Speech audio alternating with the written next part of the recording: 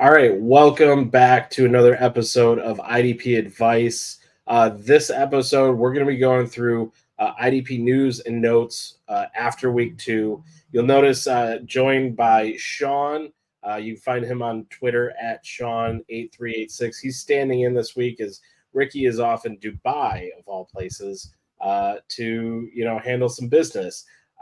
With that, this show is sponsored by IDP Plus. Get more in-depth topics covering IDP, Dynasty football, and NFL betting. Subscribe today to the YouTube channels IDP Plus Fantasy, IDP Plus Betting, and IDP Plus Shorts. All right, let's get into it.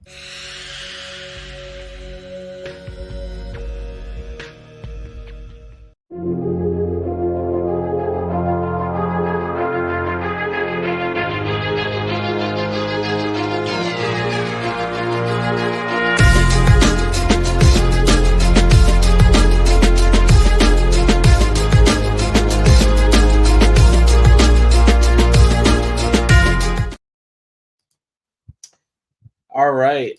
So, Sean, welcome to the show. For everyone out there, make sure you're following him on Twitter at Sean8386. I am at Nate Cheat. But kicking off this episode, we're going to talk about Terrel Bernard. He sprained his pectoral muscle. Sean, what's your thoughts on this? That's probably the best case scenario here. Potentially, it could have been a tear that would have had him out for the entire season. So, even though he is going on at least short-term IR, he is expected to miss around a month, give or take. It is still the best case scenario. What a shame, because he has been one of the top linebackers this year. Even though he was drafted, a little later than those top guys who seem to be underperforming right now. Yeah, he was definitely a name we've been talking about, and standing in for him was Baylon Spector, who played 82% of snaps, ended the game with 7 solos, 3 assists, and a tackle for a loss. And he wore the green dot. So when he came in, he pretty much took Bernard's full-time role. Dorian Williams remained in his spot. So there was no, stair step, up there to it. He pretty much leapfrogged him right into that starting full-time role with the green dot. So he would be the top waiver priority right now, I would say. Okay. There we go. All right, so let's move into our next topic here, which is Aidan Hutchinson, my dude, Detroit Lions superstar, has a 10-sack game against the Tampa Bay Buccaneers when they ultimately lost. So, that was awesome, but game not so much. Sean, did you watch? I did not get to watch the game. I did see the highlights, which was basically Baker Mayfield laying on the ground and Aidan Hutchinson flexing on top of him over and over and over. What a great game. If your teams are like mine with all the offensive devastation that's been going on this year, a guy like Aidan Hutchinson saved me in several leagues. So this is one reason IDP is important. When these guys blow up, they can be the difference maker. Yeah, absolutely. His 5-sack game ties him with legends like Chandler Jones, Khalil Mack, and in this game he was on the field for 90% of snaps. And Aidan Hutchinson's always been kind of plagued by that almost mentality, right? Of he's almost got the sack, or he drives towards the quarterback and somebody else gets the sack. Do you think that with this high of a game, would you consider selling high on Aidan Hutchinson right now, or are you keeping him and building around it? I'm building around him. He's still young. We've seen the elite guys, Myles Garrett, Max Crosby, and Nick Bosa. They've done it for years. Danielle Hunter's another one. For years, they have been able to produce these numbers. If you just have, a surplus of these type of players, maybe then you sell one of them high. This would be the opportune time to do that. But if not, I really like what I'm seeing. I think there's going to be plenty more of that, especially for the coming years. So dynasty-wise, I really like to hold on to this guy.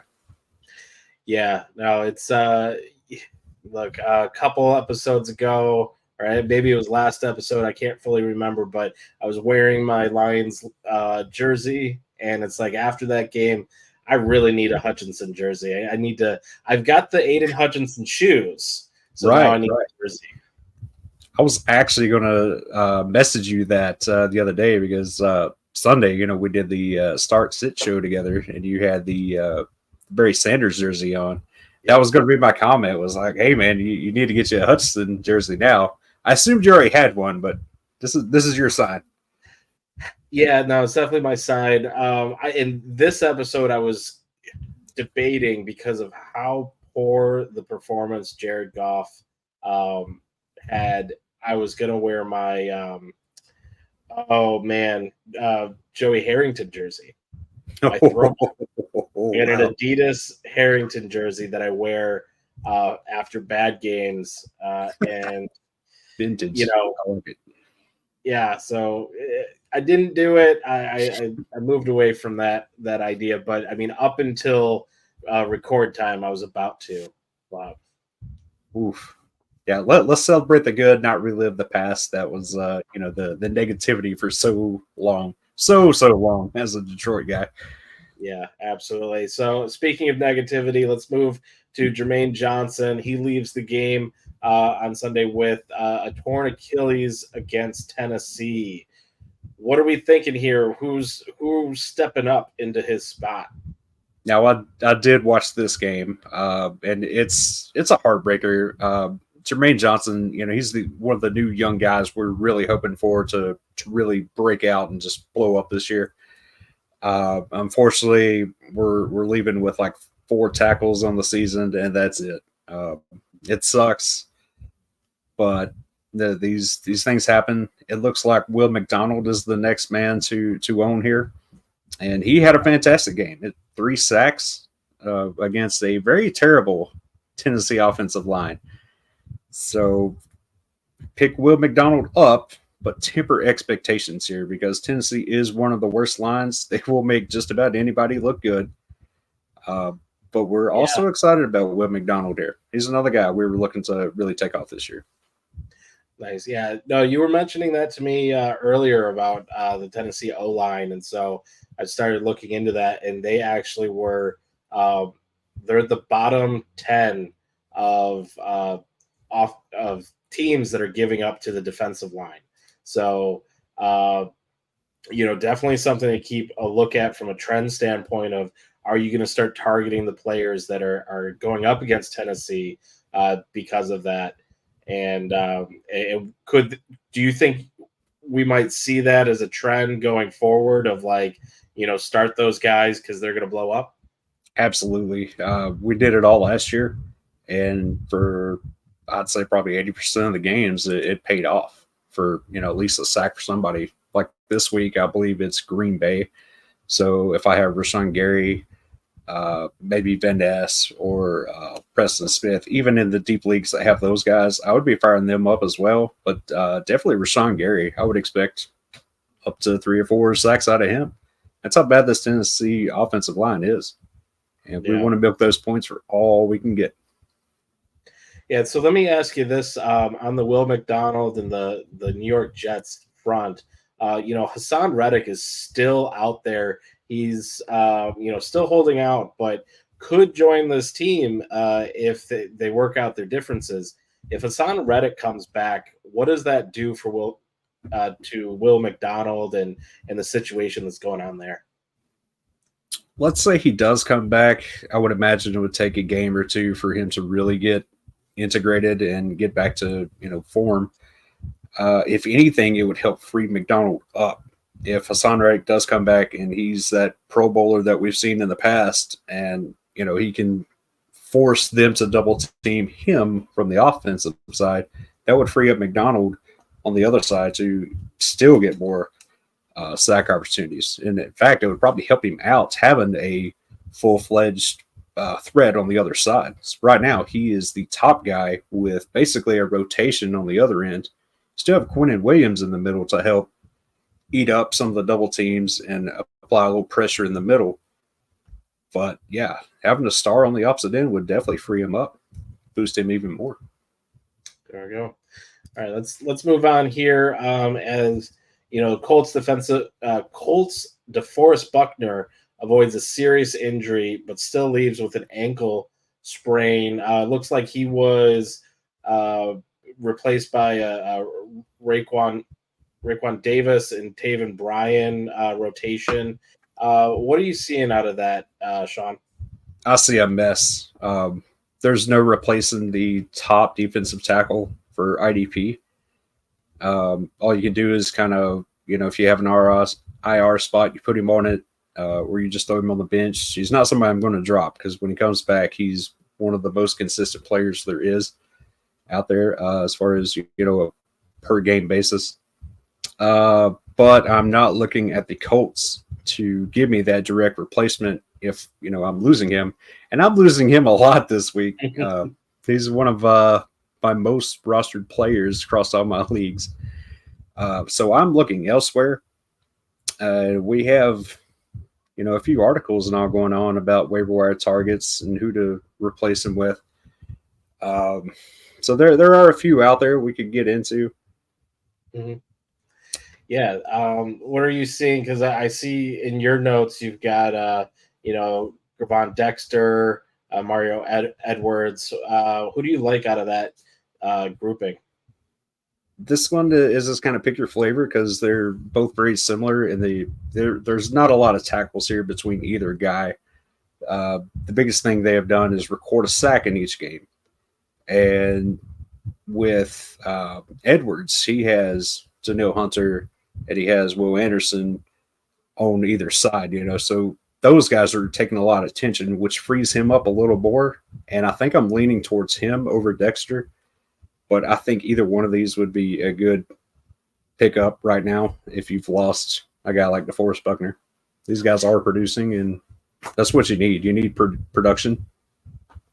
Yeah, absolutely. And, losing a Buckner who was probably, if you did the strategy similar to how I play, you probably wait on like your linebackers, and if you have a DT slot that you have to fill, you're going and getting a top guy there because the drop off is just so much. From a DeForest Buckner, used to be Aaron Donald up there, but then he retired. So old knife hands, there to fill a roster spot. Even though I still have him rostered in one of my deep leagues, just hoping, praying he comes back. But so yeah, it's tough. And if you are looking for waiver wire targets each Tuesday, make sure you're signed up for the IDP Plus newsletter. I'm curating that now. We had that go out yesterday morning, and that had a lot of the guys we're talking about on this show. So you would have gotten that even a day earlier, and some of the information on the games that happened and how they played out. So that newsletter will go out on Tuesdays. We're going to have one on Thursdays for start sits. And then if you do have a little bit of sports betting flavor to you, we will have a sports betting email going out on Saturday mornings so that you can get your bets in and everything. But so make sure to go to idpplus.com. Right on the home screen, there's a place where you put your email in and you'll get subscribed to that email list. But hey, look, even if the Lions lose, I'm still a Detroit fan. We're going to talk about them twice in a show. And we're going to talk about Jack Campbell here. His snap counts improve. He went up to 73% of snaps and had logged 4 tackles, 2 for a loss in that loss against Tampa Bay. What are you seeing with Campbell? I know that he's getting better snaps, but it's not necessarily better stats. What are your thoughts there? Yeah, so I don't know how much of this was attributed to Alex Anzalone missing, some of that fourth quarter, and that may have been the biggest reason for the increase there in the snaps. For whatever reason, Dan Campbell is set on Alex Anzalone being the main guy. And we all see the athleticism and the speed and whatnot we see from Campbell that really makes us, get excited. Like, why is he not getting more? I'm guessing it's just some of the mental mistakes out on the field. You will see him miss some tackles every once in a while or kind of be out of position. Mm-hmm. And so far that's translated to lesser snap counts. But if Anzalone is out for a while, concussions can be tricky. He may be back this week. He may be out 2 games. As a Dolphins fan, I know a lot about concussions. So they can be tricky. Yeah, no, absolutely. And yeah, the news broke earlier yesterday with Tua going on IR, out for about 4 weeks now. And we will see what goes on with Alex Anzalone, who, as you said, left in the fourth quarter with a concussion. One of the notable performances from Detroit was Derek Barnes, who seemed to be just everywhere. He was making plays and kind of competing with Hutchinson there for tackles. What are your thoughts with him? And is he a guy that you're looking to go and try and acquire? It's tough here. He does get a lot of playing time, but from what I can tell, it looks like he's playing more on the line. Like he is coming in as more of a edge rusher, and for most platforms, we're seeing him listed as a linebacker. So normally we're getting less tackle opportunities, but we're bigger chance for the splash plays, the sacks and whatnot. So if you can get him with a defensive line designation, I think Sleeper does. I'm picking him up. Okay, there you go. Because if Hutchinson is going to drop 4.5 sacks a game, they're going to have to double, triple team this guy. So now somebody else can come from the other end. That's where Derek Barnes is. Come in right behind and get some of those sacks. Yeah, Hutchinson was beating the double teams because Tampa Bay was putting 2 guys on him, and that wasn't slowing him down one bit. So, but let's move on to the next topic, which is the same game. We're just flipping the sides of the field here with Servasia Dennis out-snapping and outshining KJ Britt. In that win, he put up 44 of 85 snaps next to Levante David versus the 41 snaps for Britt and 18 snaps for Chris Braswell, recording 10 tackles. What are you thinking with Dennis? We've been talking about his rise, and I know that last week Ricky was talking about him leapfrogging KJ Britt. He had this really great hand motion where so. Leapfrog was the word of that show. I think I heard it about 8 times. Even one fumble on the attempt, but man. Yeah. Dennis, from what I'm seeing, he is definitely getting the 3rd down usage, 4th down if it's there. Obvious passing situations, he's the guy. And with Detroit, kind of being behind, trying to catch back up, back and forth here, the more passes are going to be thrown, the more we're going to see Dennis on the field. So obviously they're viewing Britt as more of a 2-down thumper. So he's running up, he's getting the tackles on the running backs, but they're not trusting him in coverage. Mm-hmm. So Dennis is, coming in for those downs specifically. One thing he is doing is being incredibly efficient with his tackles. So he's still only playing half the game, but he's tackling at a full game pace, which is incredible if you can keep it up. And that would be the part I'm concerned about. Outside of deep leagues, if you're in a shallow league, I'm still staying away from this situation. But my eye is on Dennis. Deep leagues, I imagine you probably have both of these rostered, and you're just kind of benching them until somebody, unfortunately, if we can get an injury, somebody to fully take, the full share here, then they're startable. Right now, it's a gamble. but I definitely think you want them on your bench instead of on somebody else's team. Yeah, absolutely. It's really weird with this game. I know the Detroit's kind of started cold the last two games, but week one they kind of just decided to jam the ball down the Rams' throats. Running with Montgomery. And so this game, it was just like a little bit different, and they were trying to get the passing game going on for St. Brown, and I got reports that Laporta is still dealing with that injury from training camp, and that's what's been holding him back.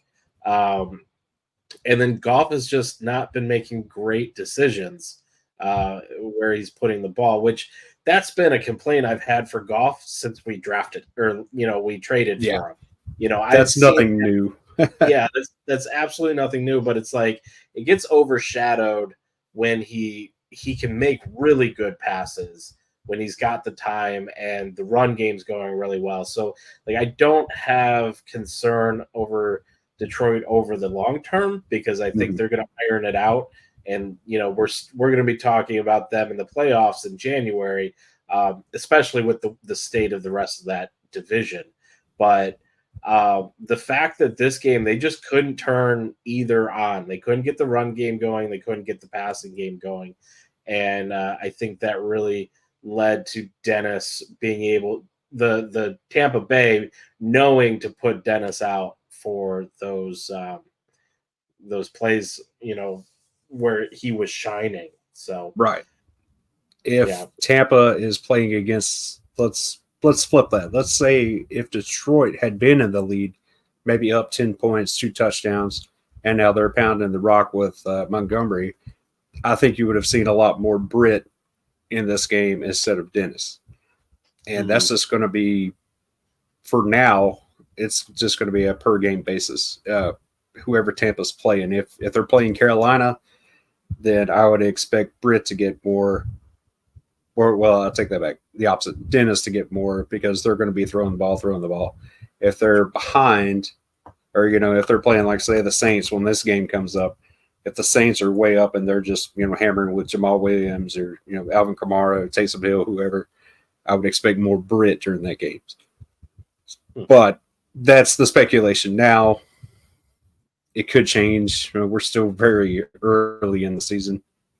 Yeah, and one injury could completely affect it, and that could happen. You could make your choice, start Dennis. He gets injured, leaves the game, and then KJ Britt just goes off. So you really tough to tell. Very similar situation was Atlanta. We were seeing Caden Ellis as the full-time linebacker and Troy Anderson and Nate Landman doing the same thing as Dennis and Britt here, where they were rotating. One was coming in on the passing downs, and the other one was, just the 2-down thumper. Nate Landman gets injured, now is on IR, which has opened the door for Anderson to regain that 100% share for at least 4 weeks. So similarly, we could see if something happened to Britt, Dennis would be that guy, and we would see the same scenario here. It's going to favor the guy who's better in coverage just because of the way the NFL is. We need, it's speed, it's the passing games for the last several years. So whoever could cover and keep up, that's the guy the defense is going on there. Gotcha. All right, well, let's shift over here to another question mark in the NFL, and that is Eric Kendricks the linebacker to trust in Dallas? We've got, we were on the hype train for DeMarvion Overshown, but he dropped to 18 snaps this past game after having a large snap number week one, and Damone Clark bounces up to 69%. But with that, Kendricks only had 2 solos and 5 assists, so it's like he's on the field, he's the guy, but he's not getting the stats. What do you think with Dallas? I was worried about this crash back to earth. That was such a big performance with week one against Cleveland, where it was inflated with the sacks and maybe an interception. Like he just padded the stats that week. There was nowhere to go but back down. Now this was a harder crash than we anticipated for Kendricks, but I mean, right now he's still the closest to a full-time linebacker out there. I did see where Jerry Jones has come out and pretty much backed Overshown and is basically letting the coach know he wants him back in the game. He doesn't want those low step numbers. So Jerry Jones has spoken. He wants DeMarvion Overshown back in there. And I'm on board with that. I want him back in there too because he was all over the place making plays with his athleticism, his youth. I mean, he's the future. Kendricks is, he's the old guy. He doesn't have much longer to go, I don't think. Right. Yeah, I saw Gary Davenport put out an article about Jerry Jones's comments and everything. So I'm interested to see where that goes and what happens. But it's like, man, do you just want to stay away from Dallas linebackers right now? Is that personally? I do. Yeah. I've been staying away all offseason just because of the question marks there.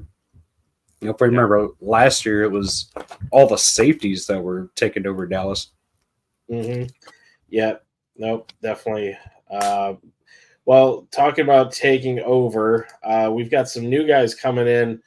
From some old heads in New England and New York with Jawan Bentley and C.J. Mosley both injured on a short week. Bentley heads to IR. He gets that torn pec that Terrel Bernard had avoided, and Mosley is dealing with a toe injury. For Bentley, Raekwon McMillan came in for 59% of snaps. Next to Jelani Tavai at 99%. And with Mosley, it looked like Jamian Sherwood got 82%. So how are you feeling about those backups? Are you targeting any of those guys on the waiver wire? The priority here is if Mosley is out, Sherwood is the top guy I want. Just because when he did hit the field, he became the next full-time starter next to Quincy Williams. And the game really changed when Mosley went out. I really felt like Quincy and Jamie and Sherwood, they got so much speed that they really took over after that injury. Excuse me, I'm allergic to the Jets. We all are. Aaron Rodgers is allergic to the Jets field on Monday nights. Yeah, excuse me. There you go. Oh man, but yeah, no, it's so they go and they play each other on this Thursday night football coming up. So a short week, and so Mosley, there probably will be a practice report out soon. I'm sure he missed the Monday practice with that toe, but we can start to see like what happened. But with the short week, it's more likely that he's not going to play, right? That's my guess. Toe injuries are real tricky. I have lost my voice. But yeah, if I had to guess right now, I don't expect him to play this week. Gotcha. All right. Well, let's go on to our last topic here, which is the update. I feel like this has been third week in a row that we've talked about Ernest Jones, but he's starting to fill in to his role in Tennessee. He played 100% of snaps right next to Kenneth Murray, who played 95%. In this game, Jones had 3 solos, 3 assists, 2 of those for a loss, while Murray put a stat line up of 5 solos, 3 assists, and 1 for a loss. Now, Sean, correct me if I'm wrong, but I believe you are the Tennessee fan.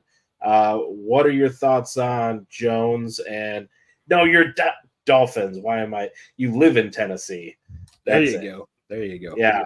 Well, but you did say you were watching this game, so give me your thoughts. He looked good. He looked like he was back to his old self, running all over the field. We weren't sure when he was going to take over. We knew it was coming. I thought there would still be more of a gradual increase this past week where, Jack Gibbons would probably still get close to 50% of the share. But he went from, or Jones went from, I think, 33% last week to full guy. So everybody can breathe a sigh of relief that, when the top 12 linebacker is drafted is now on the field getting that full share. We should see him boost up quite a bit. We talked about how bad the Titans offensive line is, which means teams are going to score, they're going to get ahead, and then they can run the ball. Ernest Jones can come and get all the tackles. Everybody will live happily ever after. Yeah, there we go. So, yeah, I did notice that, the Givens just kind of completely was out of there. And, so we'll see what happens with the next game here with Ernest Jones. Hopefully now that he's 100%, he's going to be one of those top guys again. I'm starting. If I have him on my team, I'm putting him back in that starting lineup. I know a lot of people had him as one of their top linebackers during the draft. So basically, you're just stashing him on the bench and hoping for the best, or starting him and hoping for the best. Now, I feel like we should start seeing him start climbing the ranks again. Cool. There we go. All right. Well, thank you, Sean, for coming in and sitting in for Ricky as he's out and doing real world business stuff. We were able to hold it down here for another episode of IDP Advice. Again, this is sponsored by IDP Plus. Go to idpplus.com. Check out all the content that we're putting out there: start sits, waiver wires, takeaways. We've got a ton of sports betting content, as well as our newsletter, as I spoke about, and our YouTube channels: IDP Plus Fantasy, IDP Plus Betting, IDP Plus Shorts, and eventually Sean will be able to breathe again. But with that, we'll be back next week with more IDP advice. Be sure to follow us on Twitter. I'm at Nate Cheat. Sean is at 38. Sean is at Sean 8386. I'm reading and dyslexic, apparently. And finally, follow our main account at IDP_plus. That's where you'll find all of our content and be able to interact with us. So until next time.